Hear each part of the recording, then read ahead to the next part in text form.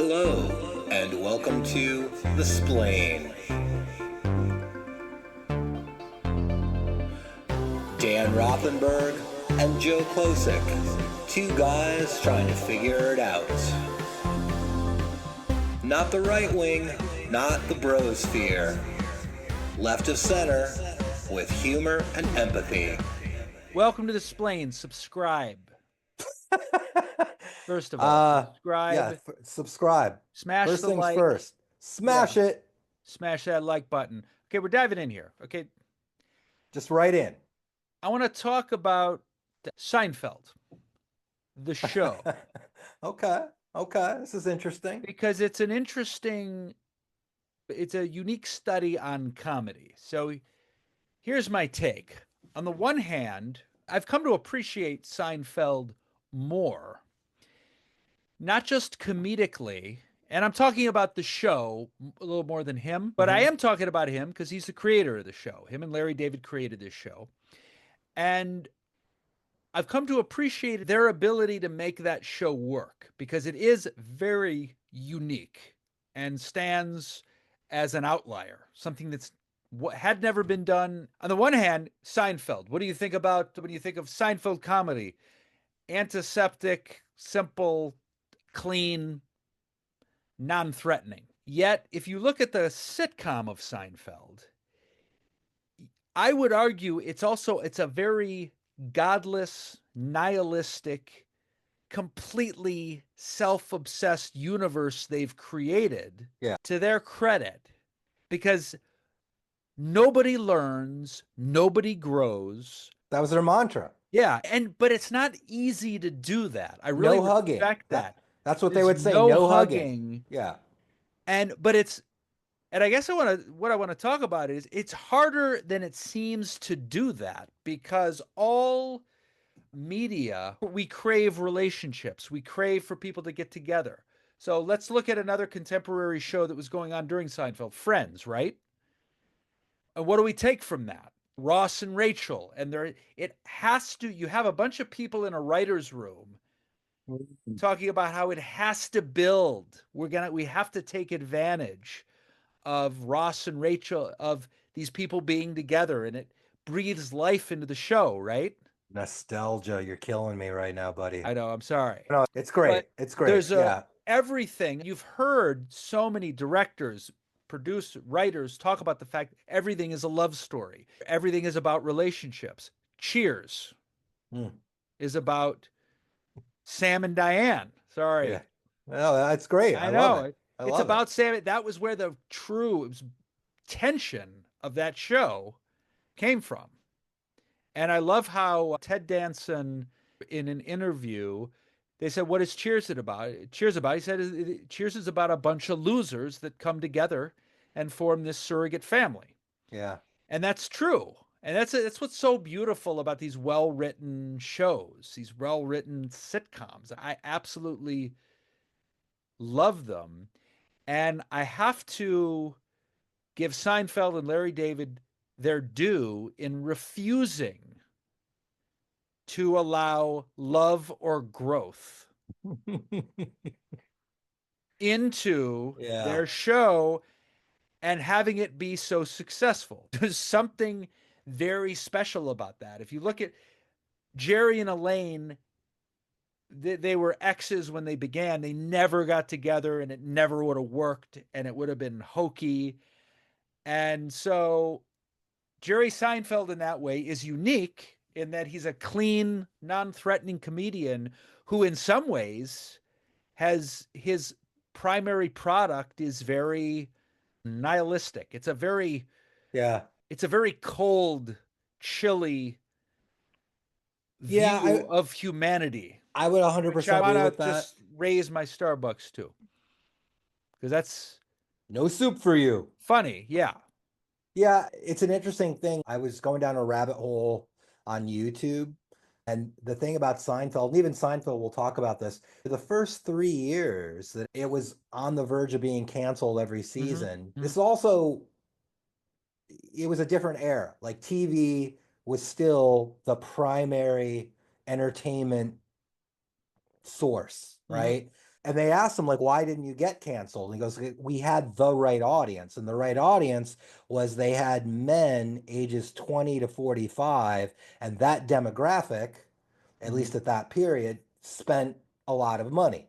So they had the right commercial base. And he said season 3, for whatever reason, it started to gain traction. Think about that also, number one, right? Like it was a different era where a show was allowed to Could continue, find even itself, it right? could find itself. It was And if you look allowed at to the old go. episodes, they're different. They They're hadn't very found different. themselves. Yeah, You they know, hadn't found it yet. They still had, it would be yeah, bookended by Jerry yeah. doing sets Even in the middle, in the, yeah, and they yeah, would show the audience laughing, and it was cheesy. yeah. It And was they very, eventually weeded that out. they weeded that out. And I think the first episode for me, where I can't remember what season it was, but I think they won an Emmy for it. It was the waiting for the Chinese restaurant. I don't know if you remember that episode. And again, it's like Yeah, prime Seinfeld. Nothing happens in the episode. right. All they're doing is waiting to Uh-huh. get a seat at a Chinese restaurant, and Elaine's not there and they won't seat the whole party. It's Yeah, very New right. York. It's very, Yeah. you just got this frustration. And there was something about that. And I think this is where Seinfeld was genius, and this is where his stand up was genius. He had this ability to find those little universal moments that got under everybody's skin as a human Yeah. being, and then they could magnify them Uh-huh. and show you these and just play it out for comedic effect. And you were Mhm. like, oh my God, yes, I've had that happen. So it went from Seinfeld being a comedian on stage in a club going, you ever notice, Uh-huh. to them demonstrating it and Mhm. everyone going, I've noticed that. Right. It was the real life bits. My favorite one of my favorite episodes is the roommate switch. Do you see that? Yeah. To me, that's classic Seinfeld, Larry David. No one's ever attempted it. And they're But walking around brainstorming. That's it's also, it was so absurd. Like George Costanza was, everybody could see a little bit of themselves in Costanza. Poor Costanza. he was the best. He was such a, he And can I was, say, he was not the to most be, human character in he that. was such a right, such a yutz, such a schmuck, trying so hard. And I like George Costanza more than Jason Alexander. I don't mean to be a dick. Wow. And that's why the guy can't get another part. He deserves his due just for being Costanza. Wait, I don't like the way he interviews. I don't. No, I There's hear a you. I agree. smugness. There is. Don't smug my Costanza. Dude, you got lucky. It's a Just enjoy it, milk enjoy it. it. Yeah. Yeah. I'm not that character. Just be that character. Yes, you are. Yeah. Come And on. good for you. I've always felt if you're iconic, you should be happy. And that's not to say that I know there's a lot goes on with celebrity that is probably really unpleasant. But doing one great thing is enough to me. For 9 seasons, getting richer than God. Yeah, I think it's enough. When I rewatch some of the episodes, now when I watch them, how do I describe this? Maybe it's because I have learned how much more important empathy is to me and how it has guided how I feel success in life and how I make sense of things. There's no empathy in that show. Mm-hmm. Like nobody. And again, that's part of the comedic. It's so beautiful. But godless. It no is love. There's no love. They do everything for their own purposes. All selfish reasons. It's all selfish. It's all being inconvenienced. Friendship is just habit. Wow. Yeah. It's so, I find that, see, it's so impressive because if you've done any writing, if you've written a sitcom spec script, you realize even the bad ones are real stories created about stuff and about people, and the characters need to drive the story as opposed to the opposite. You need to stay true to these, and these characters don't grow. But So I think they that's don't also grow. that is, for better or for worse, that is Seinfeld. That is Yeah, Larry yeah. David. You've got You to know, give it to them, man. you got to give it to them for, hey, this is who we are. And this is that we're doing 110% with what we've got. And what we've Yes. got is we're not great people, It's but it's funny. and they found enough jokes and enough material to make it work. It's just not Very much. And to do that. I wonder how much of it you could get away with today. You can't put your finger on their politics either, because again, it's selfish characters Yeah. drilling down into stuff that doesn't matter, but they're blowing it up to Right. preposterous It comes, details. I would say overall it's a bit of an elitist. It would Oh, be totally. considered It's an very elitist elitist New York. Yeah. show because it's about the city and it comes from that era. Oh, This is very much. city people talking about city problems, but Yeah. somehow it was so successful. I think people enjoy the absurdity of it. And I think what got very interesting is you could see the comedic mind of tying things together and Mhm. how, okay, this absurd part of the story is going to influence Right. this absurd part of the story. And then all these characters that would get introduced later on in later Uh-huh. seasons, again, they're all cut from the same cloth. Nobody's learning, Yeah. nobody's growing. Yet you did see them start to take chances, like when George's fiance dies. Yeah. That's really dark. Like, that It's is a really really dark. dark. But in a show like that, people have to die. Because what's he gonna you gotta go down. What's he gonna do? Get married? He can't get married. No, you're It right. was that's what I mean. In some ways, this show about nothing, about ordering food, is as dark as a mafia family because you gotta hit people. Because in order to grow, you can't get married and nothing And can then happen.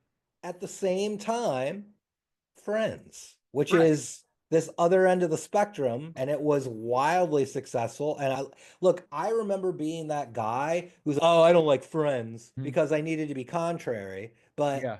I hadn't really seen an episode. And then when I saw an episode, I remember once Tony Diamco brought me to a friend's house and they're watching Friends, Yeah. and I'm like, oh my God, this is so lame. But I'm watching it and I'm like, okay, that's pretty funny. That's pretty Funny. well Yeah. written. And then years later, I just rediscover it in the Yeah. reruns, and I'm like, oh my God, yeah, you Maybe can I'll try it. see. I still haven't gotten into Friends. The thing about Friends, I will also say, all of these things are very much of their time. Yeah. There's a whole story arc where Chandler's mom Hmm. or father had a sex change, and basically Hmm. they're making fun of Right. trans. That's not going to stand up to the Right. test of That's not time. going to stand up. Speaking of that, you ever notice like I'm watching The Office with my kid and wife? We're having Mhm. fun with it. The Office, on the one hand, The Office is wildly successful streaming, like a lot of these shows, and I think it's we watch The Office, and it's an excuse to go back to the way things were. So What do you mean? Talk about that more. it's okay. Here's an episode of The Office is when Michael and I think Dwight go and meet these Asian girls, and they can't tell them apart. They bring them back to the office party, and they can't tell them apart. So Michael marks one of them with a Sharpie. I don't Okay. remember this one. That's terrible. I So love it that's though. racist, funny. It, But but also wasn't that kind of like, we allow ourselves to but weren't laugh they at that. making fun of? I think that's where sometimes this is where liberals will get themselves in trouble, right? Yes, Because no, it's no, they're exactly. making fun of the racism by demonstrating Yes, how absurd it I is. agree. But the point Yeah. is, now content like that'll get you in trouble. So we watch these old shows and we get to laugh again. Ah, Things that are a okay. little bit racy. We get to enjoy. It's an excuse to enjoy humor that is now under scrutiny. Humor that's under scrutiny. Yeah. Does that make Yeah, sense? no, it makes I'm sense. I mean, watching The Office, so I get yeah, to go back to this time. because almost Right. nothing is going to survive today's standards. So here's an example of that. Getting back to Seinfeld, a woke perspective of Seinfeld is there was no black people in Yeah, it, yeah, very right? true. Now, I've never said this, but I will say it, and I'm wearing my Hold it. I'm getting ready to cancel you. yeah. Okay, cancel me. I'm getting ready just in case. Larry David and Jerry Seinfeld would gladly change the world if it was funny. They're doing what they find funny. Yeah. And for better or for worse, no, they're not going to add a character for the sake of being good because that show is not about, that's not funny. They're also going to be happy to include a story that fits if it's funny. Now, that being said, you can argue that at that time that there were not enough people of color on TV, and you could absolutely legitimately say, look at how successful Seinfeld is and look at how much that is catering to one race or Yeah. one type Yeah. of person. So it's a nuanced discussion. You could so you could but I wouldn't blame Seinfeld and Larry David for not including people of color because it just wasn't in their sphere of funny. I think I understand. Look, I hear what you're saying, and I know that I know that you are a liberal, and I know that, yeah, you fight for everyone's voice to be heard.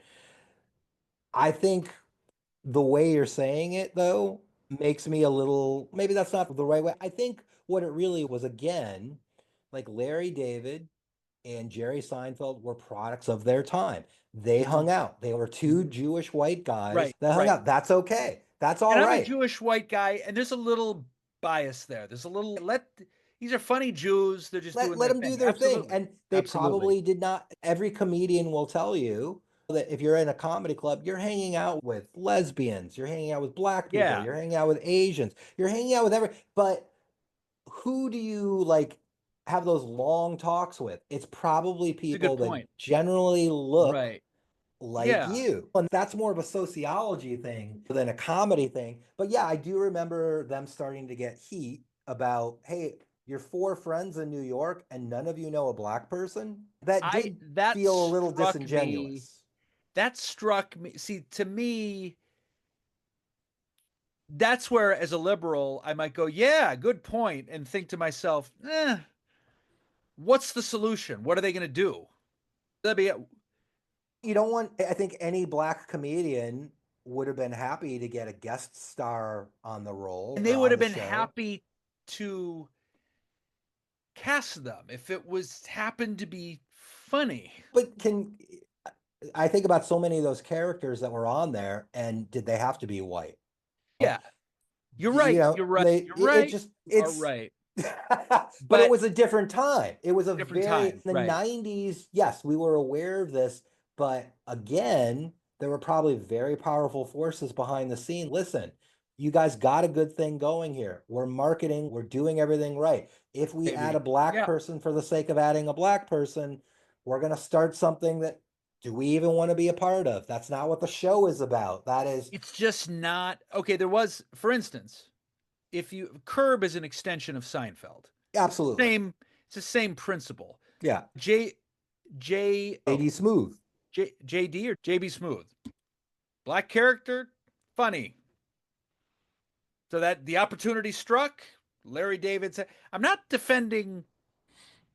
I'm not trying to be their defenders. I'm trying to say I get th- that they're just doing what they find funny."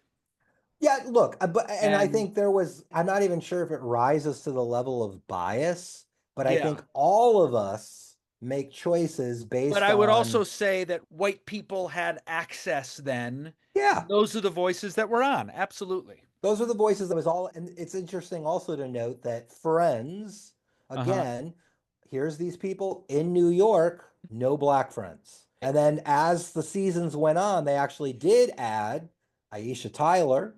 She was a black comedian. I Yeah. remember I started with her. And suddenly she's now on the show.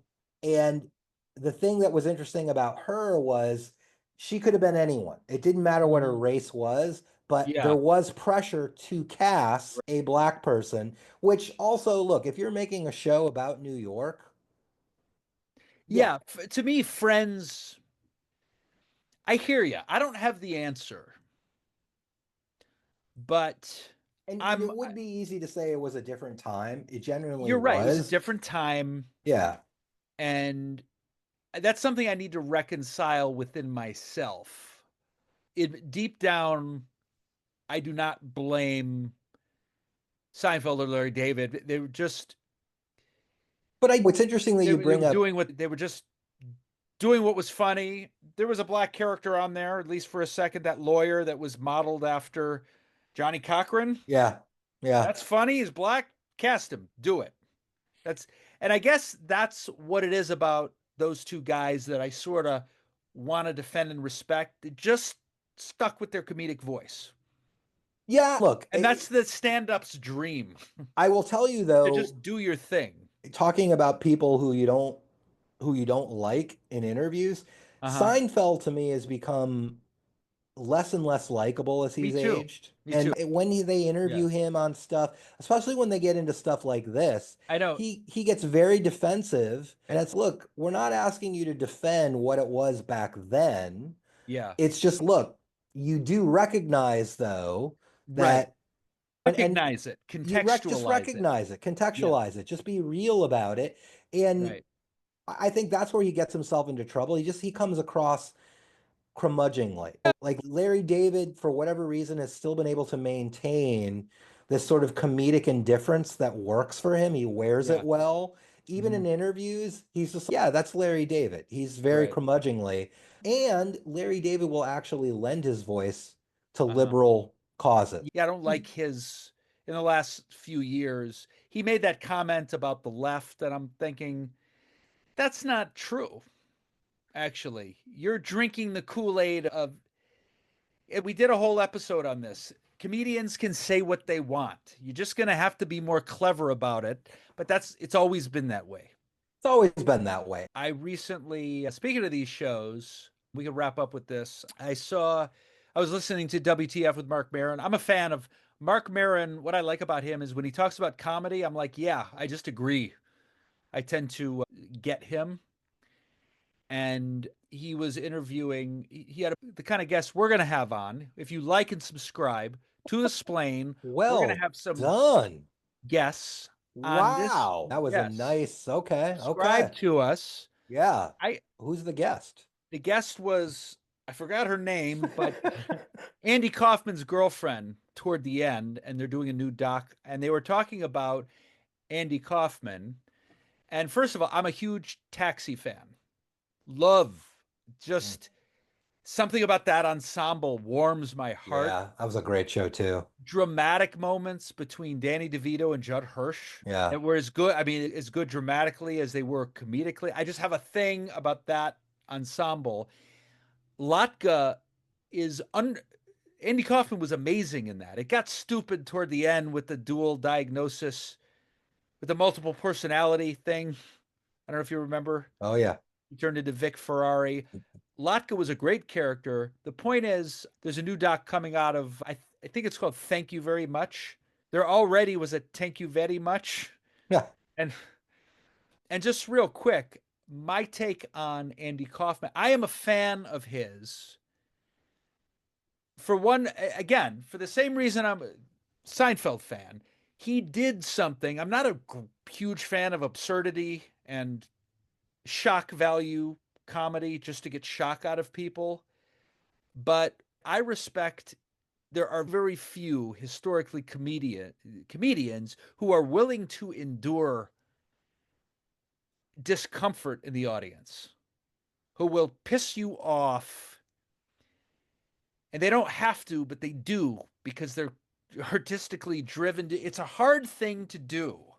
I've always thought he was misclassified. Thought of him less as a stand-up comedian. He's not a stand-up. He's more of a performance artist. Yeah, he's a performance artist. He's a fascinating individual. I also think he's so much a product of his time, and he's also very much the reason why interview talk shows are boring and mundane, because they pre-interview, they rehearse, then they come out, and you just basically, it's this very boring spoon-fed thing.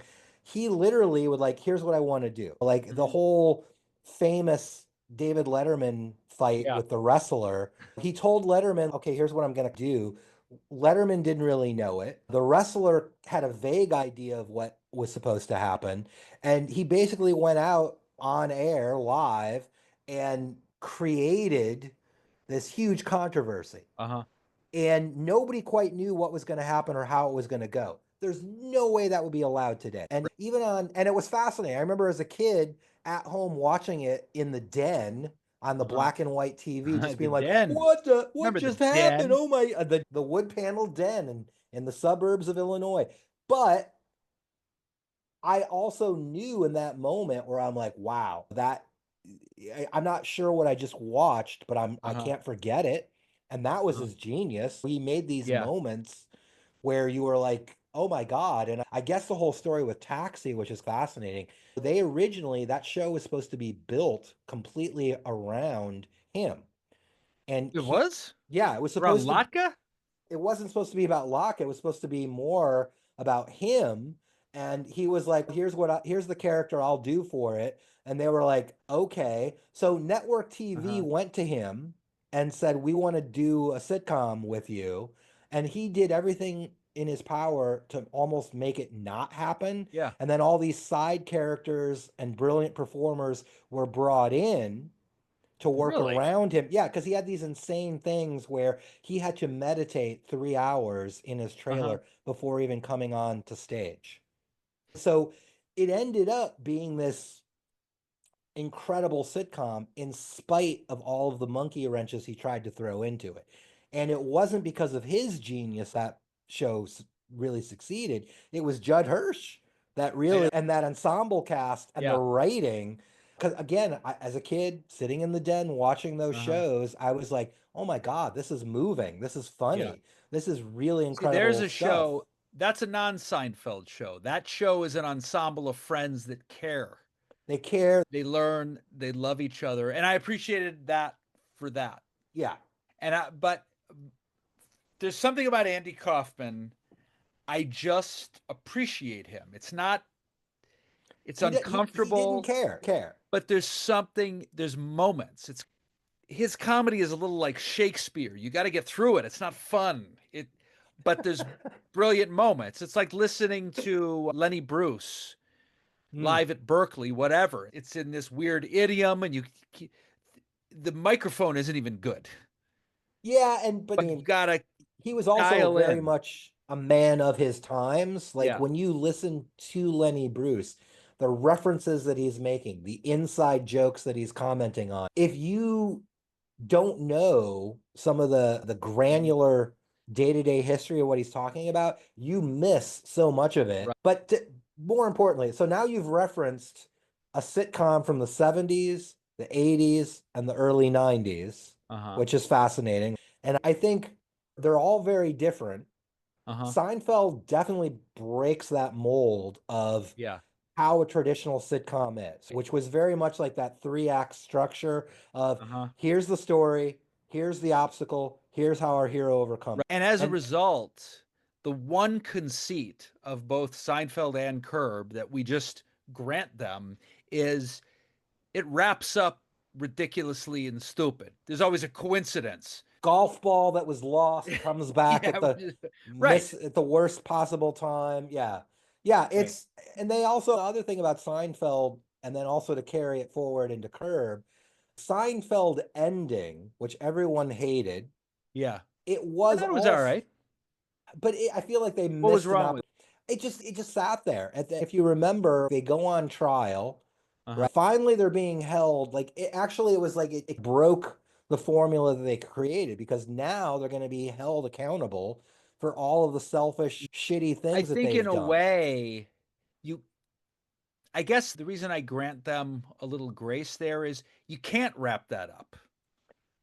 I There's think there nothing to were wrap up. ways. Yeah, no, I hear We're what you're gonna. saying. But it got, I think before it even got to that, it got very meta, which was very interesting, where George and Seinfeld have written a script for a show about nothing, Yeah, and they're trying to sell the network on it. It was absurdly meta that that's where I really got to tip my hat to them yeah. because they're doing a show inside a show Right. about their show and it was so ingenious. And George was finally like, we're gonna do this, Jerry. Right. It's a show about, and they were uncompromising, like it's a Yeah. show about nothing. And And that's what that show was. I And know. that's what that show was. And that, I almost felt, man, that should have been the final Yeah. season. Yeah. Where they Yeah. sell the Right. show. That to me felt Right. like a better That would ending. have been better. They sell the okay. So how should it have ended? They sold the show. They sold the show about nothing. Yeah. It's about these Right. friends in New York. That would have worked. That would have worked, I thought. But then Good here's point. the fascinating thing. Knowing that everyone, a lot of people, did not like that ending, years later, Curb Your Enthusiasm, he tries Yeah. to engineer bringing Right. everyone back, Which I loved. which was very interesting. It was a didn't love reunion on Curb. I thought it was It was a funny. reunion on Curb. I thought it was funny. I thought the most interesting part, though, was they tried to do this very meta rehabilitation of Kramer's racism. I Yeah. mean, there's another guy, I can't stand the human being, is acting as Kramer was brilliant. He apparently had been a racist. That was caught on video, but he'd been doing that all over LA for years, apparently. Racist rants? Yeah. Yeah. Like he would show up. Oh yeah. So many LA Really? comedians had told me, oh yeah. Like I thought he just lost it and his inner core came out. That was a great excuse. That sounds believable, but that apparently was the kind of humor he was doing, was very race baiting, was very button pushing, and he was allowed to get away with it because, oh, he's Kramer. And some people were like, is he doing this on purpose or is this? And that particular incident happened to get caught on film. Again, like technology caught up to everybody. Suddenly there's a cell phone in the audience, right? But it was interesting to see them try to deal with that in the Seinfeld reunion. And I almost feel like it was a little too cute, where he's arguing with the black guy. He's like, oh, I wish I had the words. I wish I was a word. Yeah. Yeah. And it was like, I don't think he did himself any favors on that particular thing. No, but no, that wasn't the best part of those episodes. I'll tell you what was great. Jason Alexander, I should give him some props. He played himself with a lot of humor. Yeah. That was the best part of that. Jason Alexander writing a book about acting. And it was like a pamphlet. That's just great. That is great stuff. I tell you what I got. So my biggest Seinfeld, this is going to sound very bizarre. Hang with me on this, okay? I have said this to other guys in recovery. When they ask me for an example, give me a solid example of what do you mean when you say do the opposite of what I want to do? Yeah. I'm like, okay. So I have this spiritual concept called the Costanza program.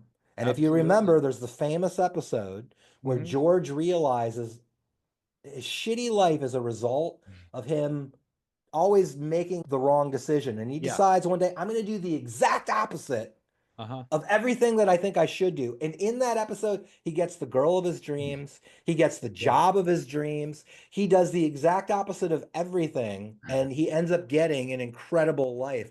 And I'm like, that to me. That's Seinfeld at its best. That's Seinfeld at its best. We can relate to it. Hilarious. But I remember like years later in recovery in a meeting, people talking, you got to take contrary action. And I'm like, what does that mean? And then I remember that episode. I'm like, oh, fuck, that's what it means. Yeah. Opposite action is a DBT. Yes. Yeah. Intervention. It is. They should rename it Costanza. Costanza. I know. Dialectical behavioral therapy. What is that? Costanza. Oh. Buddy, we pulled it together. Beautiful. Once again. Smash that like button. Smash that subscribe button. We'll see you next time. I think we're going to talk about comedy more often. We can always talk comedy, buddy. Kind of rolled through this one. I'm not going to even have to edit this one. I love it. Love it. We'll see you guys next time on The Splain. The Splain.